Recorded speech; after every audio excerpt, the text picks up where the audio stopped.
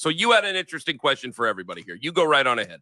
Yeah, I wonder. You go right on ahead. This is going to be good. I didn't see it online, so I'm sure they're coming at some point. Maybe it'll be after today, after tonight, if they take care of business like they should at home and they take a commanding 2-0 lead over the series and they go back to Orlando with the Magic and their proverbial tails between their legs. So maybe it's not coming yet and it'll come after today. But I expected to start to see some apologies for the Cleveland fans, the so-called Cleveland fans, who I said were taking for granted the playoffs. All of a sudden, it's supposed to just be easy to make the playoffs, especially after LeBron. Oh, we're supposed to make playoffs every year. Okay. Where were the apologies from the fans that had to act like Game 82 was one of the worst crimes in Cleveland sports history? Where were the apologies? I didn't see them. I didn't see them in my inbox. And Did you want me to apologize to you? If you would like to. Even though you forced me to do it, you didn't. I mean, I was not planning on getting upset on Monday, and then you got it out of me because that's what you do. But I did not plan on being upset with anything. You ended up getting me upset because then all of a sudden it became I'm rooting against the Cavs in the playoffs, which is never true. Was this worth all that consternation after Game 82, in which clearly we were trying to keep guys healthy? Yes. Hey, that seemed to be a pretty smart. That seemed to be a pretty smart mentality going into that game. It was worth all the consternation. It was worth all the anger. It was worth all the bitterness. It wasn't worth it. Why wasn't it worth it? Because the guy who sits there and goes Game 82, and the goal was to get guys healthy for the playoffs. And what do you know? They're healthy, and they had a dominant performance over the Magic. Wait a minute. When Donovan Mitchell was healthy. What do you know? Darius Garland. Oh, what do you know? Everyone looked healthy, and they rolled the hell out of the Orlando Magic. In the fourth quarter. Funny that would happen. Amazing that they would think that would happen. Whoa. In the fourth quarter. And by the way, that wasn't their overall goal. I mean, they basically, and you go back, Max Strus, you want an apology from Max Strus, who was as upset as anybody out there?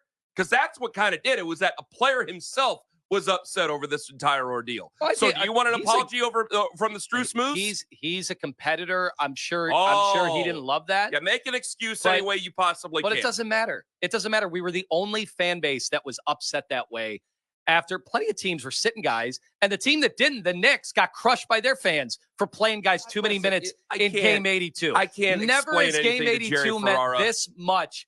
Never has it meant this much to anybody like it did here in Cleveland, which was so bizarre when all we were talking about all year were the playoffs. Because you were the team that was under 500 in the second half of the season. After starting out so well, you were the team that did so wonderfully in the month of January, and then it just basically evaporates after the All-Star break. Like that's part of that consternation that went in there. Yeah. So obviously there's an overreaction to all this. Wait, can you tell me, Ken, refresh my memory. What happened in that second half of the year after the All-Star break that led to them being below 500. Donovan Mitchell got hurt. Oh, that's right. They didn't have their best player, and they weren't on the floor together. That's right. I knew something had happened that was responsible for them going 4 games below 500 at the All-Star break. I couldn't put my finger on it, but thanks to you saying that, now I remember we got everybody back healthy, and we rolled the hell out of the Orlando Magic in the playoffs. That's what it's all about. Who is playing chess and who is playing checkers here? I don't think fans need to apologize for anything. You don't have to. I mean, I don't think fans need to apologize. You don't have to swallow your pride if you don't want. I mean, that's okay. What? I don't know. There's a pride swallowing. Didn't feel like a playoff town this week. It really didn't. And then an hour before tip off, I got people texting me and going, "This is what your co-host did. Place was empty." That's ridiculous. An hour before tip off. Tell whoever texted you to kiss my ass. I had a lot of people tweet me going, "You gonna let Ken have it?" I'm like, "Well, yeah, let me have it." It wasn't like I wanted him to lose. He's supposed to be on our side. I think he's rooting for the Cavs to win. There is no sides here. Everybody wants the Cavs to win. I wanted the Cavs to win. I agree. No, you're not going to do this. I told him that was unfair. This to me at the beginning of the show. I told him I know in his heart of hearts my co-host was going to be pulling for the Cavs. I was pulling for the Cavs the whole week. There was no secret pulling for the Cavs. For whatever reason, fans listened to you all week and said it sounded like you were rooting for the downfall of the team. Don't you do that to me. Unfair. Because on Friday, I begged them. I begged them to call in and get excited, and they didn't do it. So don't even start that. And then I gave them every chance they could. And I told them that, and they were like, Ken was being facetious. He didn't really get all that excited about it. I said, well, that's ridiculous. I've known my co-host for many years. He would never act like that. Yeah, I'm acting like acting like what? Like I was excited? Like I was upset? They want to know where the rah-rah was. Pep rally. They said, hey, if it were the Browns, Ken would have been doing flips in the studio. And I said, you know what? I said that on Monday, and I apologize to Ken. I shouldn't have compared the two situations. You shouldn't have. 216-474-0092. But you can if you want to apologize. Do the negative fans owe the Cavs an apology?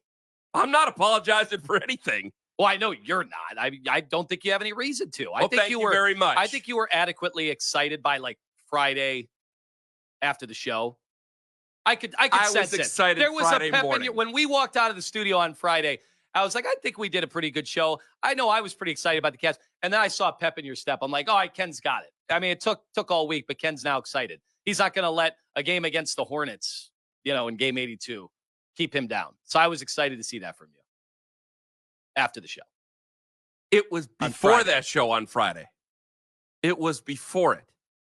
Now, you could sit there and do your revisionist history all you want, but it was before it. How much Michael Stanley did we really play on Friday? We only played it one time. That's because Kevin Stefanski asked for it. That was it. That we had to have the football coach get us pumped up for the Cavs. Yeah, and you're the one who always wants to turn Browns fans on Cavs fans when they're the same fans with a football coach. Were they? Who has a basketball background, like was the one who wanted to play the Michael Stanley. Didn't seem like it. But the Browns are just the scourge of everything to the people who are bigger basketball and baseball fans than football. I think it takes the Browns coach who maybe has the greatest quote of all time in those situations.